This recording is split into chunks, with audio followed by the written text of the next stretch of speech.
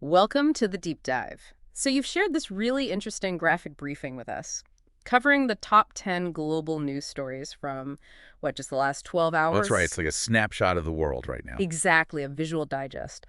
And our mission today is to unpack these pretty diverse events. We're talking climate, geopolitics, tech, health. All hitting at once. Right. And we want to get a handle on the immediate impact, but also, the bigger picture for you. Yeah, it's amazing how fast things move. Mm. And connecting the dots between these stories, that's the real key, isn't it? Mm-hmm. Finding out how, say, a conflict in one region might ripple out and affect markets, Sure. or how a tech development connects to human rights. That's how you get the full picture. That interconnectedness, that's definitely the theme today. Okay, let's start with the geopolitical stuff. It's pretty tense. Ukraine. Yes, the claim about shooting down a Russian Tu-22M3 bomber near Donetsk. Moscow has admitted losing contact, but not confirmed the shoot down itself. What's the significance here, if it's true? Well, a Tu-22M3, that's a strategic asset, Mhm. a long-range bomber. Losing one is significant, materially. Okay.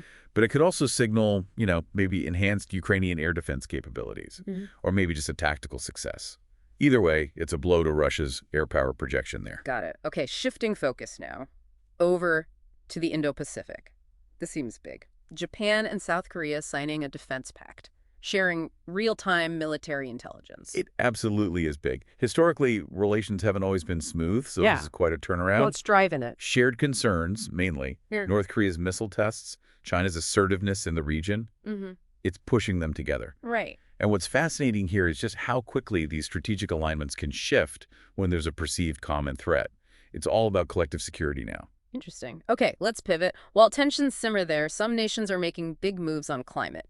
India's solar supercorridor. Ambitious plan, aiming for 100 gigawatts of clean energy by 2030. Just to give us some scale, how much is 100 gigawatts?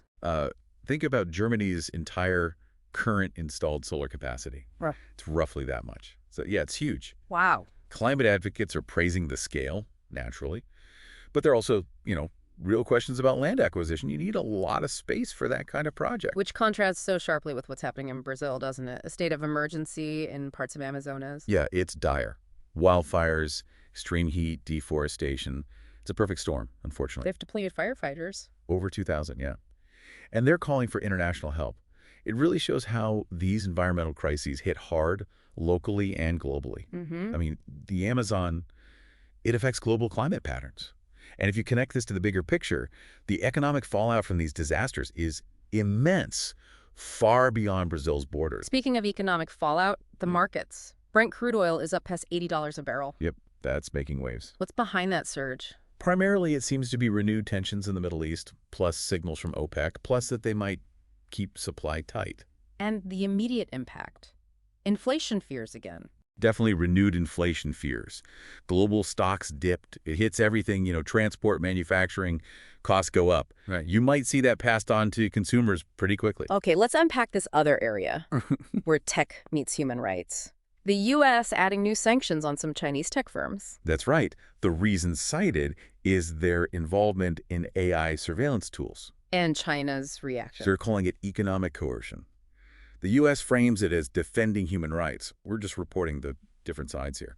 What kind of AI surveillance are we actually talking about? Often it's things like advanced facial recognition, collecting biometric data, sometimes even predictive policing tech used for mass monitoring. Right. And it raises that fundamental question, sovereignty versus universal rights. Where's the line? We see that tension elsewhere, too, like Australia granting asylum to those former Hong Kong legislators. Exactly. Beijing accuses Australia of interference. Rights groups applaud it as upholding democratic values. It's the same underlying tension. Okay, bringing it a closer for some listeners, domestic politics, the UK. General election called for October 17th. Prime Minister Sunak looking for a mandate. They're facing economic challenges, pressures on healthcare, immigration. A lot on the table there. And it's not just the UK feeling pressure, is it? France. No, France has deployed troops to Corsica. There were violent protests linked to autonomy demands. Police stations torched. Wow. Yeah, now protest leaders want new talks with Paris. It shows that push-pull between central government and regional identity is still very much alive. Okay, let's end on something potentially positive, though. Groundbreaking, actually. Global health. Ah, yes, the WHO approval, the first universal influenza vaccine for emergency use. What makes it universal? How is it different? Well, unlike the annual shot that guesses which strains will be dominant, this one aims for broader protection. How? It targets parts of the flu virus that are highly conserved, meaning they don't change much from strain to strain or year to year. So Mhm. a single shot might give much wider, maybe longer lasting immunity. That sounds huge. It really could be a potential game changer for flu prevention globally, Mm. especially in, resource limited settings. It could revolutionize our whole approach. So, quite a range of stories we've touched on, from a bomber claim in Ukraine to this potentially world-changing vaccine. Yeah, it really underscores how interconnected everything is, doesn't it? These aren't isolated events. They all feed into this complex, shifting global landscape. Absolutely. Energy, geopolitics, health, rights. Yeah. So it's all happening at once. So, as you think about all this, maybe consider, how do you see these threads weaving together in the months ahead? What ripple effect might surprise us most? Something to mull over.